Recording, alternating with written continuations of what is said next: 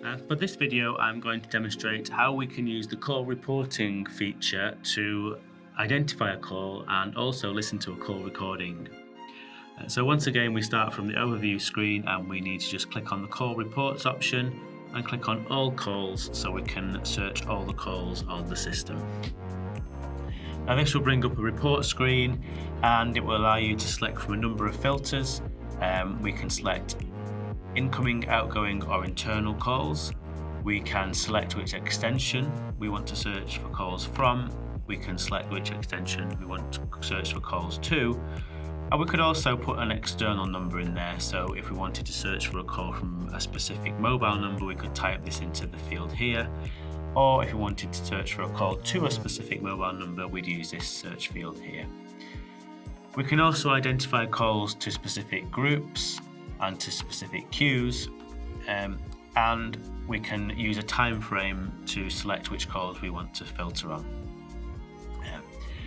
As in some other areas of the portal, you can also select which time zone you want to report the calls in, depending on where you happen to be living at the moment.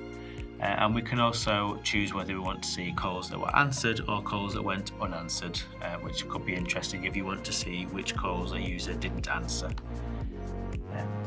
And we can also use this checkbox to download an Excel compatible file to view a list of calls if you want to use it for your external reporting systems. So just to show you an example of searching for a call and listening to the recording, I'm going to search for any calls to extension 2002, and I'm interested in calls on the 17th of June 2019. We'll just increase the filters slightly to make sure we capture all the calls, and we click Show Calls.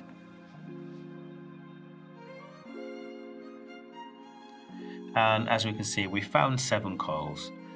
And there's lots of information available about each call. These example calls were very simple.